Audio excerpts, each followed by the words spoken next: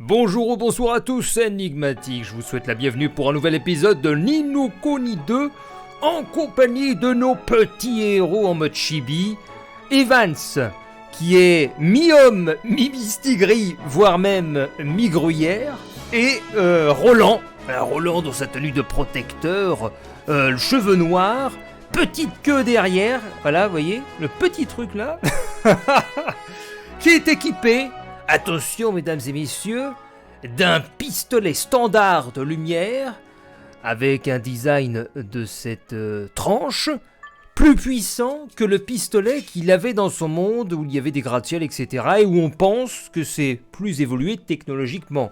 Eh bien c'est faux, parce qu'il y a 35 d'attaque pour le pistolet standard la lumière, mi-bois, mi-ferraille trouvé dans la mine.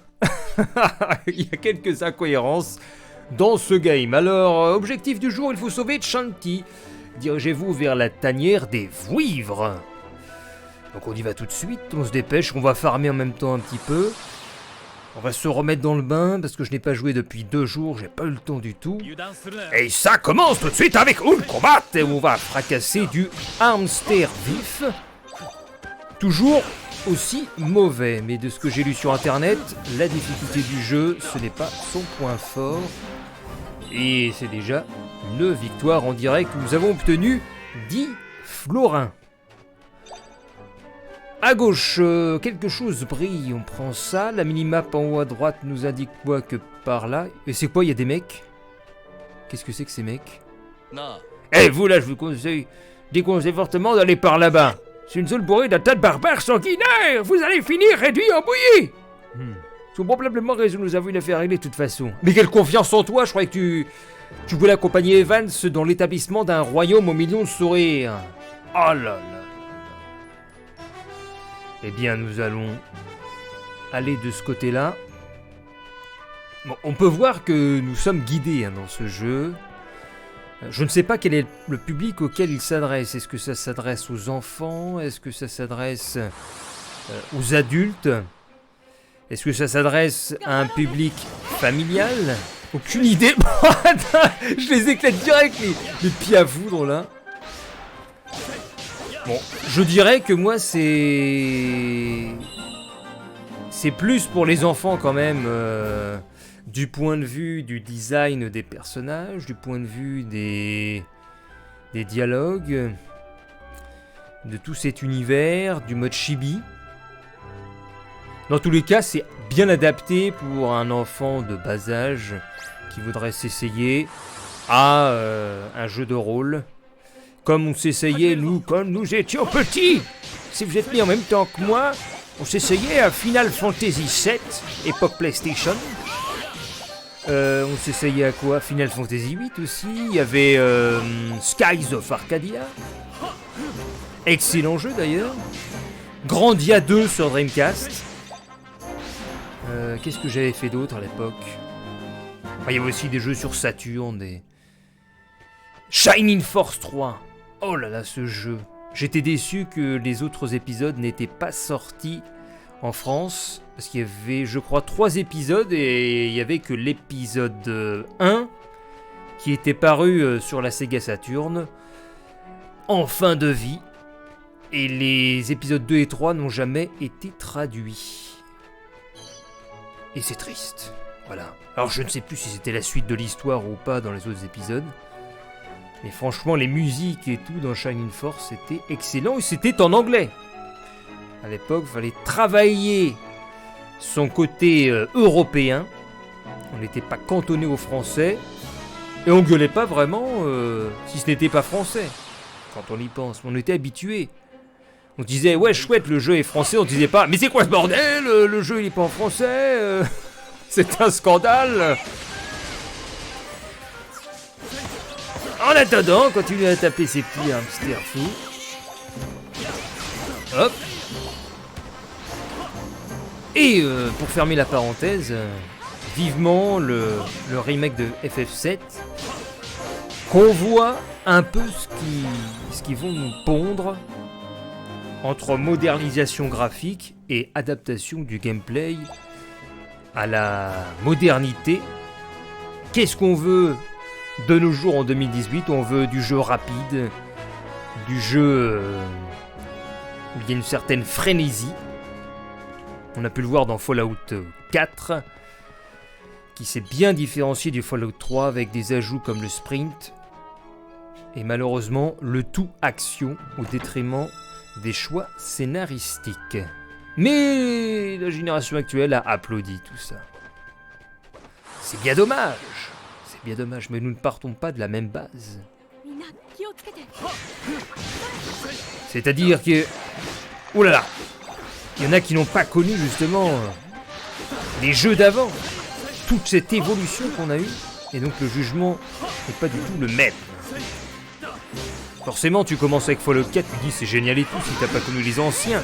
Si t'as pas su apprécier cette profondeur de scénario. Profondeur des choix. Et je suis totalement sorti de Ni no Kuni Desu. Mais vous le voyez après, là c'est l'enchaînement de combat. Ça, c'est comment dire... y a des gens qui vont qualifier ça de... le mal du JRPG, toutes ces séquences de farming. Mais là on a un mécanisme qui est mis, comme dans Grandia, qui te permet d'éviter les rencontres qui enchaînent sur un combat, alors que dans d'autres RPG où ça va être de la rencontre aléatoire, où tu ne peux rien diriger, c'est juste un changement d'écran. Et dans Final Fantasy, cela se révélait agaçant. Tu peux pas avancer, tu fais 10 mètres, ting, ting, ting, ting. Et je suis complètement perdu. Bon, en tout cas, on a tout nettoyé, on a eu des coffres. Mais bon, c'est par là. Ou alors c'était en haut? Non, faut suivre la flèche. Suivons cette flèche. Et ça repop les loots, c'est marrant ça. Tout repop dans ce jeu. Les loots, les ennemis. Je vais descendre par là. Qu'est-ce qu'il y a par ici? Ah! Comme dirait Denis Brognard, voici des vouivres. C'est qu'on se rapproche de notre objectif avec ces vouivres. Allez, on va le combattre. C'est vous, les petits malotrus! Allez, attaque horizontale. Et je vais enchaîner une autre. Et je vais enchaîner celui-ci aussi. Paf! Est-ce qu'il y a un dernier? Non. C'est une victoire. Et nous avons... C'est... comment t'appelles ça, là? Des petits paquets de pique-nique. Ah, mais... il m'attaque quand même alors qu'il n'est qu'au niveau 8. Je suis niveau 11. Allez, attaque horizontale à la rapière. Et j'enchaîne derrière. Paf! Oh, ils viennent vers moi. Hey! Fais-moi ça. Incantation! Il bouge même pas, l'ennemi. Tu te rends compte, mon petit gars? Oh! Un boulet de canon lui est tombé dessus. Le ciel lui est tombé sur la tête. Ah, est-ce que je peux passer là en sautant? Bah non, il faut passer au-dessus et se laisser tomber. Est-ce que je peux passer à côté? Je passe à côté. Maintenant, je passe du niveau 8. Même le niveau 7. On va pas farmer... Ah, mais regarde, il vient quand même sur moi. Je comprends pas. L'autre, on passe à côté. Ah, peut-être qu'il nous a pas détecté. Oh, le coup à 111, il est mort en... direct. Hip. Tip, tip, tip, tip. Je recharge les PM, c'est important. C'est avec ça qu'on peut tirer des balles perçantes dans le corps de nos adversaires. Et j'obtiens un œuf ordinaire. Je vais chercher le coffre là-bas. Non, alors je vais par où là? C'est quoi? Ça nous mène là-bas. Bon, je vais direct à notre objectif.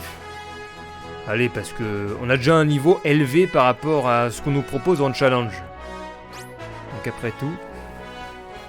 Allez, mais non, mais laisse-moi courir. Il est pas possible, lui. Non, mais c'est pas vrai. Ils sont que niveau 7, je suis niveau 11. J'ai même pas besoin de me protéger. Il devrait arrêter de se jeter sur nous comme ça. Tout ça pour mourir. J'obtiens une vieille cape de chance. Ah voilà, notre objectif est juste ici. Donc de l'autre côté, ça doit être un truc de farm. Ah bah pour une fois, je me dis, il me fonce dessus. Et en fait, c'est pas du tout le cas. Allez, petite roulade. T'imagines dans la rue, combat de rue, tu fais des roulades sur le goudron. Comment déstabiliser ton adversaire. T'as des mecs bourrés qui t'attaquent. Hop, petite roulade. Sauf que dans la réalité, tu fais ta roulade, il est possible que tu te prennes un coup de pied en pleine roulade. Parce que ça marche pas trop pareil, hein. Le virtuel et le réel. T'imagines, il essaye de te taper, tu te prends une roulade. Bref. Oh, mais il pourrait servir de plateforme une fois grand. On va avoir un sort, on va découvrir un mousse qui va nous aider. Allez, dépêchons-nous, on va tout de suite. En ligne droite. Quête principale, on va dans la tanière, on va leur casser la gueule. Nous y voilà dans la tanière des vouivres. Décidément, il y a des endroits bien étroits par ici. Faudrait que j'écoute des vidéos de personnages de dessins animés avant, pour prendre la voix, parce que j'ai pas d'idée de voix à vous faire. Shanti doit sûrement être plus loin. J'ai le choix, c'est limité, j'ai la voix du grand-père, comme ça. C'est inspiré de Monsieur Ledoux dans les sketchs de la fesse. Monsieur Ledoux. Cherchez si vous connaissez pas les sketchs de Monsieur Ledoux. Ah si, ils sont encore sur internet, je sais pas. Alors c'est quoi déjà ça, je sais même plus. Bah oui, voilà, c'est ça. Je me souviens, on donne un petit objet. Le Saint-Mousse. J'aime bien le Saint-Mousse. Tenez, Saint-Mousse. Prenez cette crème fouettée. Et faites-nous sortir un nouveau mousse. Que la force des mousses soit avec vous. Ouais. Un mousse est sorti de la statue du Saint-Mousse. Le démon de minuit. Il m'entraîne au bout de la nuit. Les démons de minuit. Si j'avais une tablette, je sais pas, non, faudrait deux écrans, je vous aurais mis le petit jingle. Les démons de minuit. Il m'entraîne jusqu'à l'insomnie. Le démon de l'ennui. Je sais même pas si c'est ça en plus. Oh. Oh oh oh oh. Bizarre, il n'y a personne. Ah. Je n'aime pas ce silence. Evan, attention en haut. La voix pourrie. Evan! J'ai un problème avec ma voix! Pourquoi on m'a mis un doublage de merde comme ça? Quand il passe, les pirates trépassent. Non, Shinshiro Nikita, c'est quand même stylé, hein, le doublage japonais. Quand tu veux réclamer quelque chose, tu parles en japonais comme ça te donne un côté cinématographique immédiat. Nous sommes venus récupérer Shanti, rendez-la nous! Vous vouloir faire pirate? Mais vous pas ressembler pirate! Si vous pas devant les bois, reste-nous pas parler! Partir, partir, partir, partir! Partir, partir! Partir, partir! Pas question! Rendez-nous d'abord Shanti! Bien dit, Evan! Et puis nous ne pouvons plus reculer maintenant, pas vrai? On y va! On va te péter la gueule! Pas partir, faut mourir! C'est parti! Ah, le lock ne marche pas déjà. Pourquoi le lock ne marche pas? Ah, parce qu'il va nous ramener des trucs comme ça. Il bouge même pas en plus. Oh putain, je peux charger le flingue! Vous avez vu ça? Megaman! Qu'est-ce que c'est que ça? C'est quoi ce truc là? Ils m'ont donné un pouvoir. Oula, c'est quoi ce truc là? Putain, j'ai rien compris. Je comprends rien à ce qui se passe. J'ai rien compris, le truc il est KO. Et là je vais faire Makenko Senpo. Aïe, il m'a fait mal. Je vais l'attaquer moi, regarde. Ah. Ah. Ah. Ouh. Laissez-moi les sbires là. Attaque horizontale là. spécial. Et voilà, ils sont tous à terre, à terre. Allez, je prends le nouveau pouvoir, là. Et là, je fais... Il s'est pris 616, what the fuck. J'ai rien compris. Il est déjà mort. Bon. Les autres ont l'air de s'être enfuis. Imagine que Shanti se trouve par là. J'espère qu'elle aille bien. Je n'ai rien saisi. Qu'est-ce que c'était quand il y avait cette grosse boule? Ou alors c'est lui, il me donne un pouvoir de malade, lui, le petit, là. Le petit machin. C'est quoi ce mousse? Le mousse, c'est quoi son rituel, là, lui, étant? Gravité obscure. Alors, c'est quoi? Permet d'invoquer un puissant champ de force gravitationnel obscur. Mais ça fait... C'est ça, en fait, la grosse boule qu'on a vue qui a tout pété. C'est excellent. C'est le champ gravitationnel ultra puissant. Oh, j'allais oublier le coffre. Misère. Ou dira-t-on aux mazettes. Le champ gravitationnel cheaté. Shanti! Qu'est-ce qu'ils t'ont fait? Pour être sûr avec Anemo. C'est qui Anemo? Ah, c'est lui. Je savais pas qu'il avait un nom. Moi, je l'appelais Monsieur Concombre. Mais ils sont cons, quoi.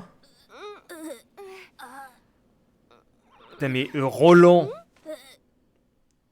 Tu vois, dans la cinématique d'introduction, il doit avoir 50 ans. Et là, il se comporte comme un gamin de 12 ans qui comprend pas que tu coupes une corde, faut être en dessous. Eh mais t'es le gamin de tout à l'heure, là, comme ça, t'es venu à mon secours. Gamin, toi aussi, t'as une enfant, je te signale. C'est génial, c'est dire. Monsieur Zeti, est-ce que je vois? Mais vous êtes qui, en fait?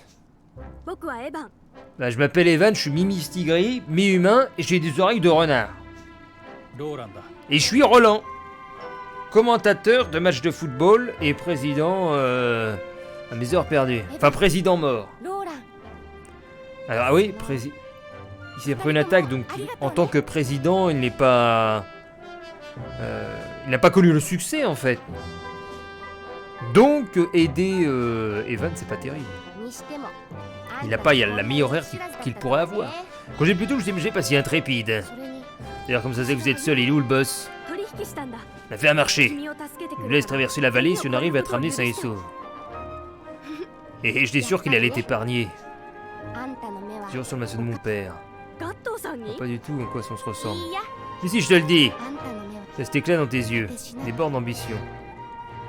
Mais elle se pose pas la question de pourquoi on vient la chercher. C'est parce que le chef, son père, s'en foutait totalement qu'elle meure aux mains des... Comment ils appellent ça? Des vivres, je sais plus quoi là. C'est quoi? Elle se pose pas de questions. Ah, c'est fleur bleue quand même comme scénaristiquement. Voici ton père qui t'a laissé tomber totalement. Qu'est-ce qu'il va nous dire maintenant? T'as bien gaffé sur ce coup-là. Désolé, je ferai plus attention. C'est tout? Et comme promis, je t'autorise à traverser la vallée. Merci beaucoup, monsieur Zoran. Le sacré n'attend plus que nous. J'ai bientôt vu qu'on allait au Dôme Sacré. Ah, va venir avec nous, elle. Mais pourquoi vous voulez au Dôme Sacré? Il faut avoir de sacrées bonnes raisons pour aller dans un endroit pareil. Cette tête de mule va faire un pacte avec un gardien pour devenir roi, amener la paix dans le monde. Un roi qui amène la paix dans le monde. Parce qu'il faut mieux d'y aller en planeur. Vous avez la chance, je me porte volontaire. T'as tout le monde qui quoi? Hé, qui t'a dit que tu pouvais là? Tu dis toujours que je dois décider par moi-même, pour moi-même. Donc je décide que j'irai avec eux. Ah oui, tout de suite là, allez. De toute façon, ton père il t'a laissé tomber, tu fais ce que tu veux. T'as si on te disait la vérité. Venez voir quand vous êtes prêts. T'as si elle savait la vérité. Bah, je n'ai pas envie d'utiliser l'expression classique monde de bisounours. Mais là, quand même, c'est un peu trop gentillé, là, le scénario. Attends, il la laisse tomber comme ça. Il conclut un marché avec nous, parce que sinon, nous, on était morts aussi. Et il a aucun remords, il a rien du tout, là. Vous êtes une honte, monsieur. Ah non, c'est même pas lui le chef, c'est qui lui? Grant. C'est une honte! Quelle honte! T'as bien raison de te barrer, Chantil. Avec mon planeur en herveur d'homme sacré en 2 tons, 3 mouvements, vous êtes prêts à partir? Ouais. Achète-vous et ceinture. Hé, Petiot, je peux te parler des minutes avant que tu partes. Petiot, c'est excellent. Hé, Petiot! Qu'est-ce qu'il y a, monsieur? Je pouvais pas vraiment m'opposer à la décision de partir devant les autres, mais... Tu sais, personne n'est jamais revenu indemne de sacré. Si jamais il y avait quelque chose à Chantilly, sois sûr que je te le ferai payer. Non mais c'est une blague! C'est une blague, ce mec!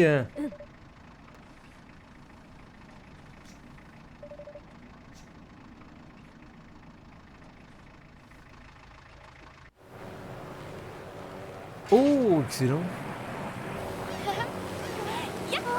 Allez, on tourne la page de cette histoire. Oh! Dans les sables. Pourquoi je dis dans les sables? Dans les sables dorés. Voilà. Le dôme sacré se trouve en haut de ces marches. Oh. Eh bien, ces escaliers sont impressionnants. C'est la dernière étape, allons-y. Allez hop, et la fin du jeu, paf, terminé. comme le Seigneur des Anneaux. Il arrive à la montagne sacrée, paf, l'anneau. Bon, il va se passer bien sûr quelque chose de dramatique.